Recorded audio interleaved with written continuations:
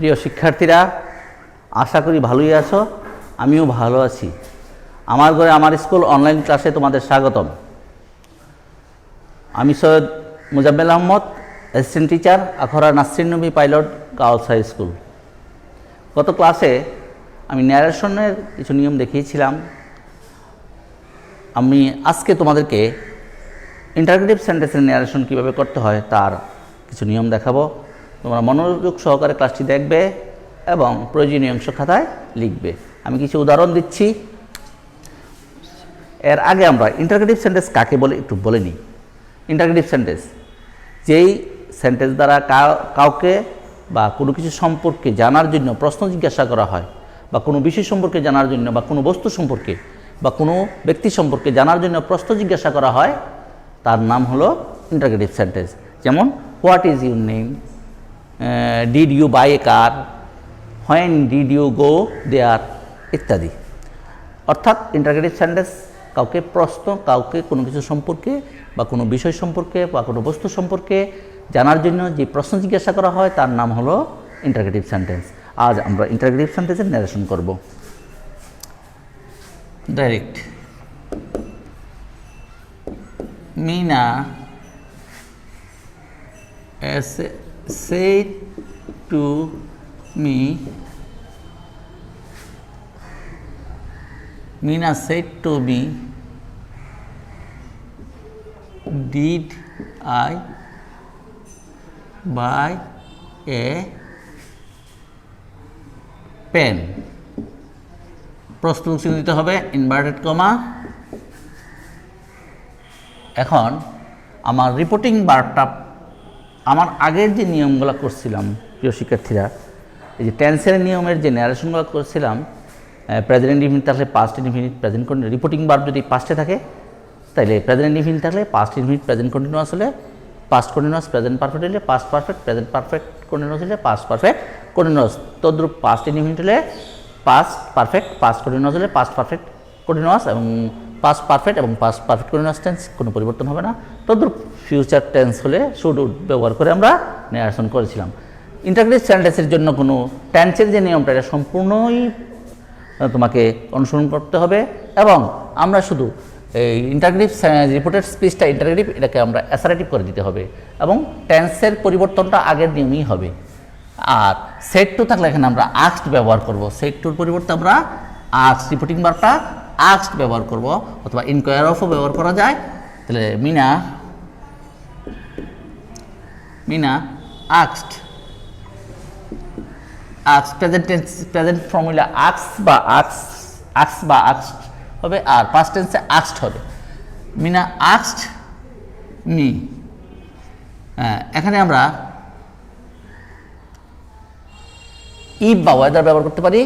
তাহলে Mina asked me, তাহলে did I buy a car, এখানে আইটা did I buy a car, এখানে ডিড পাস্ট ইনডিফিনিট টেন্স, তাহলে এটা পাস্ট পারফেক্ট করতে হবে এবং অ্যাসারেটিভ হবে। আর আই দ্বারা মিনাকে বোঝাচ্ছে, রিপোর্টেড স্পিচের I, did I buy a car মিনাকে বোঝাচ্ছে, এই জন্য মি ইফ হবে। এখানে আমরা দেয়ার বর্ণনার উপর ইন্টারগ্রেটিভ সেন্টেন্স ইফ অথবা ওয়েদার দিতে পারি। আমরা ইফটা দেব,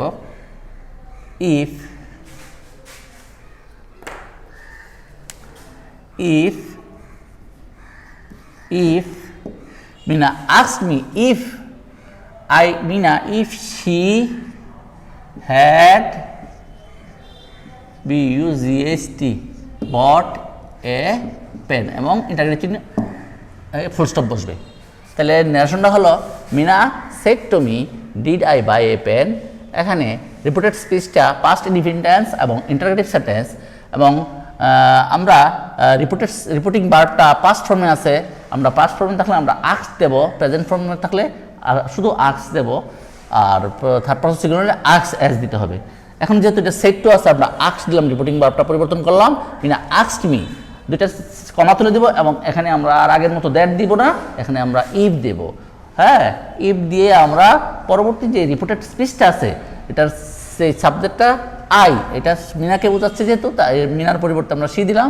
তাহলে did I buy a pen, তাহলে সি, এটা যেহেতু পাস্ট ইনডিফিনিট টেন্স, আমার নিয়ম আমি বলছিলাম যে রিপোর্টিং বার পাস্টে থাকলে রিপোর্টেড স্পিচটা পাস্ট ইনডিফিনিট হলে পাস্ট পারফেক্ট হবে।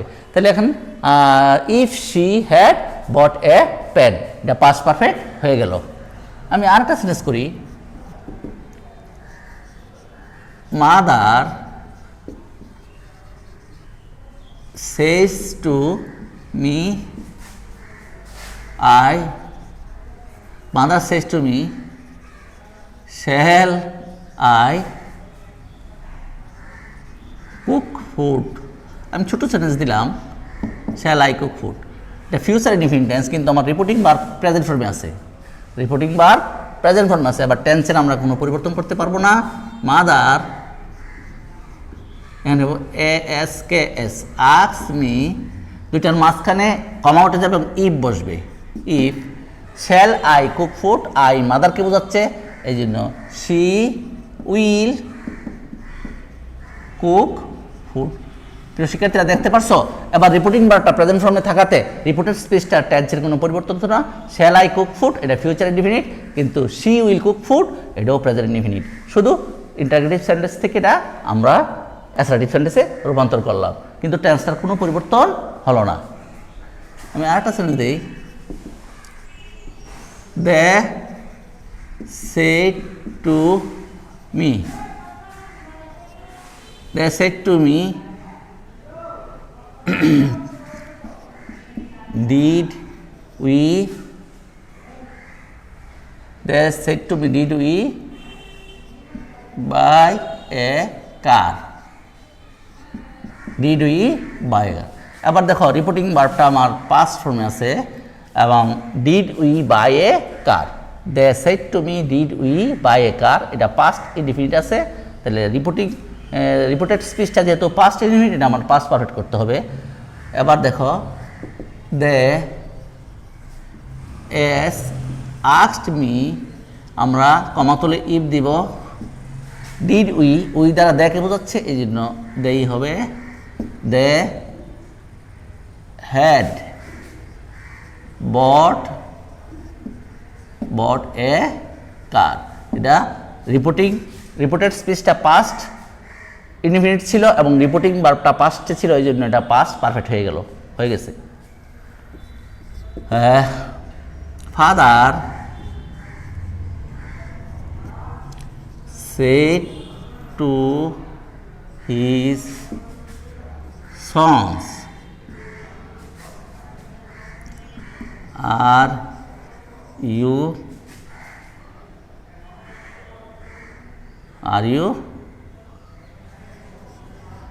doing the work? Are you doing the work? প্রিয় শিক্ষার্থীরা, এখানে father said to his sons, বাবা তার সন্তানদেরকে বলল, পুত্রদেরকে বলল, are you doing the work, অর্থাৎ are you doing the work এটা প্রেজেন্ট কন্টিনিউয়াস টেন্স। তাহলে আমি বলছিলাম রিপোর্টিং ভার্ব সেড টু পাস্টে আছে, তাহলে প্রেজেন্ট কন্টিনিউয়াস হলে এটা পাস্ট কন্টিনিউয়াস হবে এবং সেন্টেন্সটা অ্যাসার্টিভ হয়ে যাবে। Father told his father asked his sons if, এখানে আর ইউ কাকে বোঝাচ্ছে, দে মানে সন্তানদের ছেলেদেরকে বোঝাচ্ছে, এই জন্য দে হবে if they were doing the work এবং সেন্টেন্সটা অ্যাসার্টিভ হবে। If they were doing the work এটা প্রেজেন্ট কন্টিনিউয়াস ছিল, এটা পাস্ট কন্টিনিউয়াস হয়েছে। যত সেন্টেন্সই করি আমরা আসলে আগে যে নিয়মগুলো করছি ওইগুলোর মধ্যেই সব কিছু টেন্সের নিয়মটা ঠিক আছে, শুধু আমরা ইন্টারগেটিভ সেন্টেন্সটাকে অ্যাসার্টিভ করে দেব।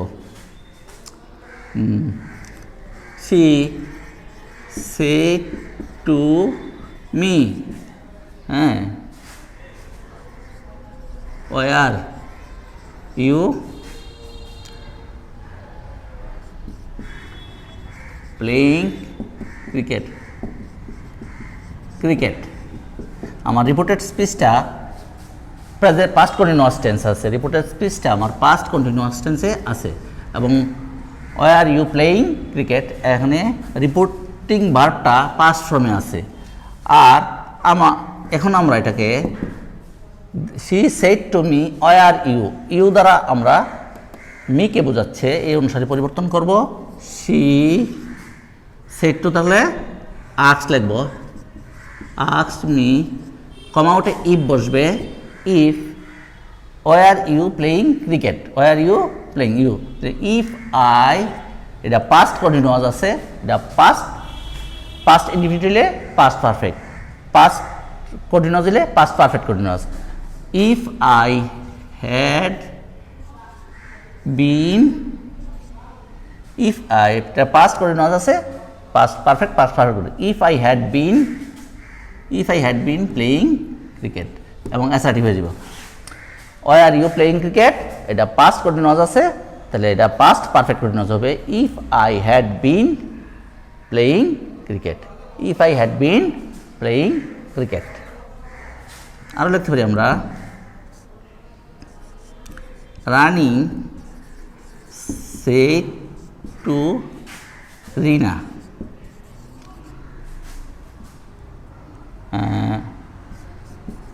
have you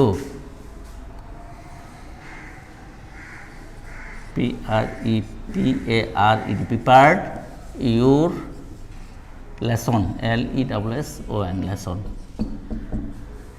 have you prepared your lesson, এটা প্রেজেন্ট পারফেক্ট টেন্স এবং রিপোর্টিং ভার্বটা আমার পাস্ট ফর্মে আছে। এবার ন্যারেশনটা করি দেখো, আর রিপোর্টেড স্পিচটা প্রেজেন্ট পারফেক্টে আছে এবং ইন্টারোগেটিভ সেন্টেন্স আমরা এটাকে অ্যাসার্টিভ করতে হবে। যেহেতু রিপোর্টিং ভার্বটা পাস্ট ফর্মে আছে, এটা রিপোর্টেড স্পিচটা প্রেজেন্ট পারফেক্ট আছে, এটা পাস্ট পারফেক্ট করতে হবে এবং অ্যাসার্টিভ হয়ে যাবে। এবার দেখো, রানী আস্কড রিনা, ইফ বসবে, কমা উঠে ইফ বসবে, have you Rani said to Rina, হ্যাঁ রানী সেড টু রিনা, এখন ইউ দ্বারা কাকে বোঝাচ্ছে? রিনাকে বোঝাচ্ছে। হ্যাভ ইউ মানে রানী বলছে তুমি তোমার পড়া প্রস্তুত করেছো, তাহলে ইউ হলো রিনা। ইফ সি, এখানে প্রশ্ন হচ্ছে শিক্ষার্থীরা, আমি সেন্টেন্সটা লিখছি খেয়াল করো, এখানে রানীও এবং রিনা দুটোটাই ফেমিনিন জেন্ডার এবং একই পার্সন, সি পার্সন, রানী রিনা দুটোটার নামের আদ্যক্ষর আর, তাহলে এক বিরাট মানে এখানে একটা সমস্যা হচ্ছে, সি দিলাম, এখন সি দ্বারা কাকে বোঝাইলাম? আমরা রিনাকে বোঝাইলাম, কিন্তু এখানে যদি আমি ব্র্যাকেটে আর দেই তাহলে কি আর দ্বারা রিনাকেও বোঝায়, রানীকেও বোঝায়, রিনাকেও বোঝায়। তাই যেহেতু নামের আদ্যক্ষর এক, তাহলে এখন আমরা এই সি দ্বারা কাকে বোঝাচ্ছি? রিনাকে। এখানে রিনা পুরা লিখে দিতে হবে, রিনা। তাহলে রানী আস্কড রিনা, ইফ সি মানে রিনা, হ্যাড prepared, prepared হারটাকে রিনার, হার ব্র্যাকেটে এখানেও রিনা লিখবা, আর রিনা লেসন, LESSON।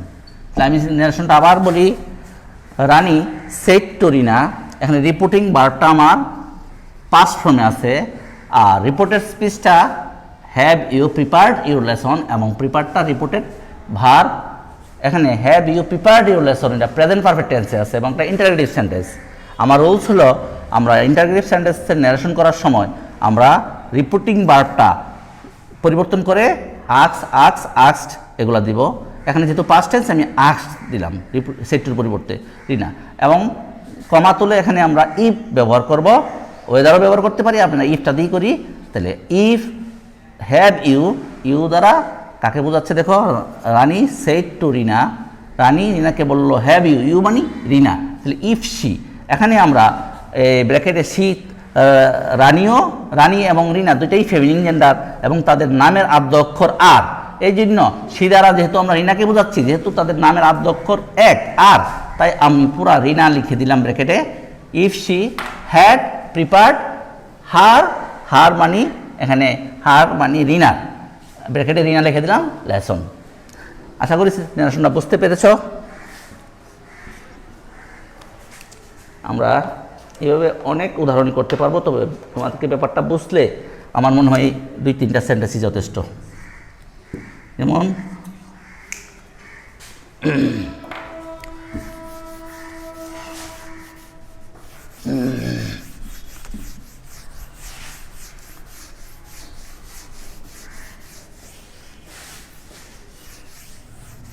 এখন আমরা ডব্লিউএস কোশ্চেনের কিছু ন্যারেশন আছে করব। যেমন দেখো, কলমটা ডিস্টার্ব দেখো direct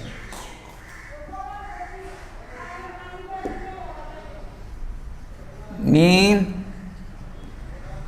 said to me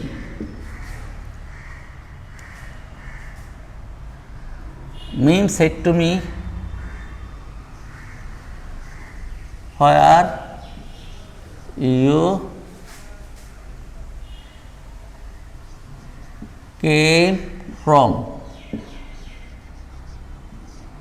where you came from where WCR where you came from দেখো মি said to me where you came from Meena আমাকে বলেছিল তুমি কোথায় থেকে এসেছিলে তাহলে এখন দেখো ইনডাইরেক্ট করার সময় মিম আমার reporting verb said to past form আছে reporter স্পিচটা where you came from where you came where did you came from sorry where did you come from where did you come from তাহলে এবার দেখো me set two থাকলে আমরা asked ব্যবহার করব asked me এখানে আমরা ডব্লিউএস কোশ্চেন থাকলে আমরা আর ইফ দিতে হবে না তাহলে আমরা মি আস্কড মি হোয়ার তদ্রূপ রিপোর্টেড স্পিচটা আমার পাস্ট এলিমেন্ট আছে আমার পাস্ট পারফেক্ট করতে হবে এবং হোয়ার থাকলে হোয়ার হবে এবং হোয়াট হুইচ হো হোয়েন এগুলো থাকলে আমার ইফ দিতে হবে না মিম asked me where did you মানে ইউটা হলো মি তাহলে where I had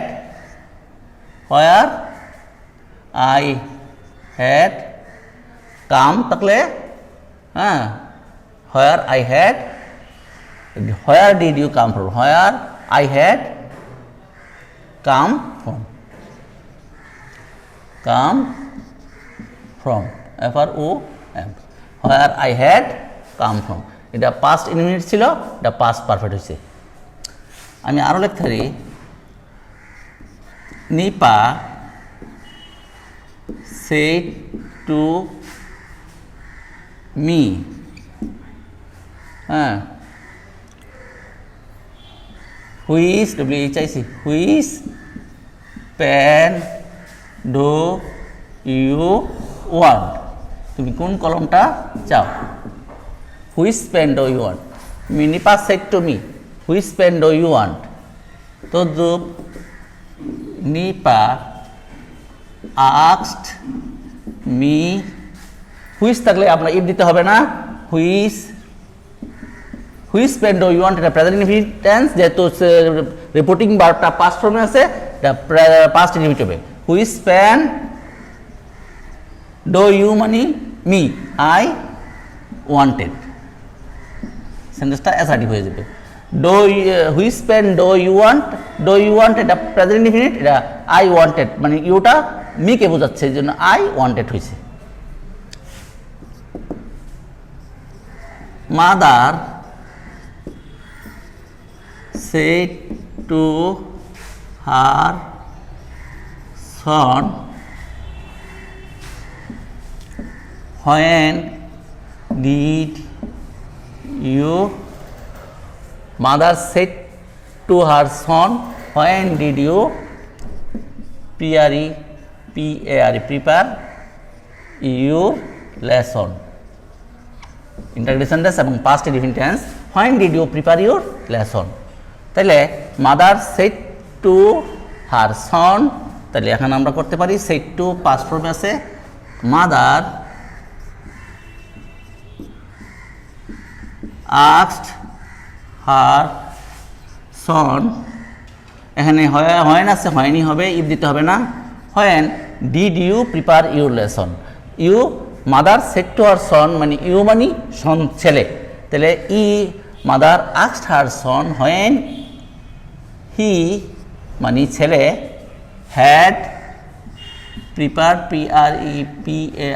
প্রিপার্ড his lesson মানে ছেলের লেসন বুঝতে পারছো এইভাবে আমরা ডব্লিউএস কোশ্চেন যুক্ত সেন্টেন্স থাকলে আমরা ন্যারেশন পরিবর্তন করতে পারি। আসলে ডব্লিউএস কোশ্চেন ইন্টারোগেটিভ সেন্টেন্সের ন্যারেশন করাটা আসলে আগে যে আমরা টেন্সের নিয়মটা পুরোপুরি অনুকরণ করতে হবে, শুধু এখানে ডাইরেক্ট স্পিচের মধ্যে যে রিপোর্টেড স্পিচটা ইন্টারোগেটিভ থাকবে এটা টেন্স অনুসারে আগের নিয়মেই পরিবর্তন হবে, তবে সেন্টেন্সটাকে আমরা অ্যাসারেটিভ করে দেব।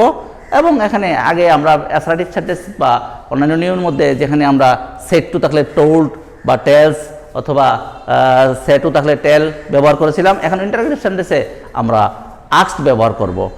তাহলে আস্কড ব্যবহার করব এবং আমরা ডব্লিউএস কোশ্চেনের ক্ষেত্রে ইফ ব্যবহার করব না। তাছাড়া অন্যান্য সেন্টেন্সগুলো যেটা আছে, যে অক্সিলারি ভার্ব বা টু বি ভার্ব দ্বারা যদি প্রশ্ন থাকে বা টু হ্যাভ ভার্ব দ্বারা যখন প্রশ্ন থাকে তখন আমরা এখানে আমরা ইফ ব্যবহার করব, দুইটা সেন্টেন্সের মাঝখানে কমা তুলে দিয়ে ইফ ব্যবহার করব। এবং ডব্লিউএস কোশ্চেন দ্বারা প্রশ্ন থাকলে তখন আমরা ইফ দিতে হবে না, আমরা শুধু যে ডব্লিউএস কোশ্চেনটা থাকবে তাকেই ব্যবহার করব এবং টেন্সটা ঠিক আগে যে আমি নিয়মে করিয়েছিলাম তা অনুসারেই পরিবর্তন করতে হবে। আজ আমরা তোমাদেরকে ইন্টারোগেটিভ সেন্টেন্সের নিয়মটা দেখালাম।